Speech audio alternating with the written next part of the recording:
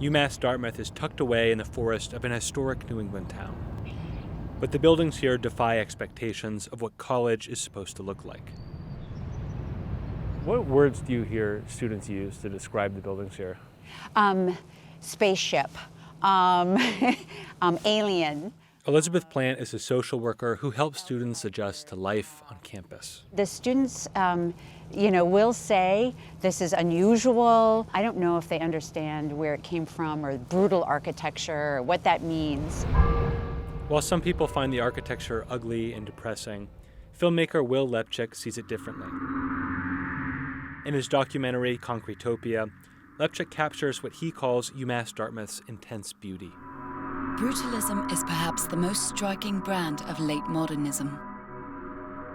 It's a style defined by imposing geometry, wrought in concrete. Every building on the main green at UMass Dartmouth is made of concrete. Concrete pillars support a skyline of concrete rooms. Inside, hallways are lined with textured concrete. They open up into tall atriums with angular staircases and hanging balconies.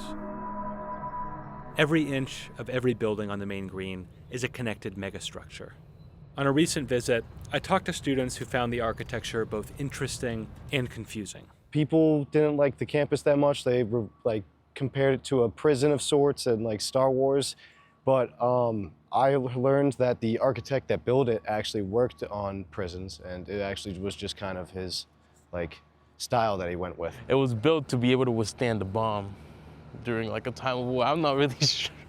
That's one of the things I heard about it. Apparently the guy that designed it had some interesting ideas. He actually wanted to land flying cars on the roofs. I've heard that people thought he was a Satanist, because there's a couple benches right over there that if you look at them from an angle from over there, it's 666. The man who designed the campus, Paul Rudolph, was neither a Satanist nor a prison architect.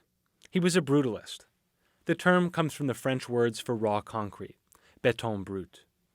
Rudolph helped pioneer the brutalist style we see in places like Boston City Hall and the Barbican in London. My campus, which I showed you at the beginning of my remarks, this is part of the library. That's Rudolph lecturing at the Southern California Institute of Architecture in 1995, 2 years before he died. The whole campus is built out of a special concrete block, I forgot to say. To better understand who Rudolph was and why his reputation is so complicated, I went to the Metropolitan Museum of Art in Manhattan. So this is one of the ones that got demolished, isn't it? Yeah, this was his first architectural office in New York. Abraham Thomas recently curated a retrospective of Rudolph's work. I love how it's just an architectural office, but it already gives you a sense of his inventiveness. Paul Rudolph was what I would consider a second-generation modernist and one of the most successful architects of his time. The exhibit showcases what some would call Rudolph's genius for envisioning how concrete could change the way buildings look. Many of these renderings for clients were never constructed, but his master plan for UMass Dartmouth was. I think he at the time said this was his most important project in terms of having complete control over the kind of urban planning and the kind of architectural sort of intentions behind that project. In the 1960s, Rudolph was getting the kind of control he wanted when the state of Massachusetts handed him 700 acres of farmland to build a technical institute. It was meant to support the textile factories in nearby cities like Fall River and New Bedford. But Rudolph and the school's founding president had a grander vision. They imagined a university for the children of factory workers that would stand the test of time. Rudolph saw concrete as an affordable way to build this campus on a monumental scale that echoed classical architecture. But time has not always been kind to the campus. Some of the concrete at UMass Dartmouth is now crumbling. I think concrete is not necessarily the easiest thing to maintain and reconfigure. Chancellor Mark Fuller noticed this immediately when he got the university's top job 4 years ago. Sometimes you'd walk down a hallway and there'd be a bucket. And when there was rain, that was catching water. And there are other complications that come with maintaining Rudolph's megastructure. David Gingerella is the head of facilities at the university. All of the stairs have a little bit of an overhang to them. That's how he designed them. Over a period of time, they start cracking, and sometimes the overhang cracks off a little bit. And he says it's also hard to make these concrete structures energy efficient. On the inside of the buildings, we can't add insulation and then sheetrock over it because it loses the integrity of the building. These challenges have left many institutions questioning whether it's even worth preserving brutalist architecture. They're all sort of kind of millstones around the necks of these institutions that now steward these buildings. Many of Rudolph's buildings have been demolished, including this one in North Carolina. A housing project in Buffalo also met the wrecking ball, and so did Rudolph's own architectural office in Manhattan. And while Rudolph's buildings at UMass Dartmouth are still standing, the university estimates it has about $660 million worth of maintenance needs. A lot of the things that have come due in terms of trying to maintain the campus have come forward at one time.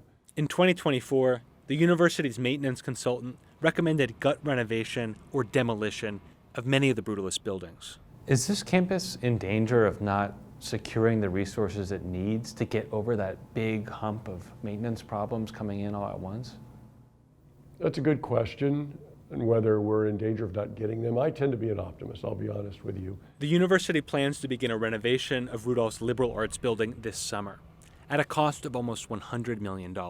3 other Brutalist buildings on campus need similar renovations, but the university hasn't secured the funding yet. Chancellor Fuller says he's determined to get that done. I think my job is to make the case about our uniqueness in terms of the need because of the way the campus was built, but also our uniqueness in terms of the campus itself. You would have to drag me kicking and screaming out of here to let somebody demolish it. I mean, we have conversations all the time about how to maintain the integrity of the campus. At the end of the day, Fuller hopes people will see UMass Dartmouth as a national treasure of Brutalist architecture. People need to just understand how distinctive this place is. You'll never see another campus like this, I don't believe, ever. Nobody's going to build this now, ever again. So I think we have to maintain it. And I think that's the story we have to tell people.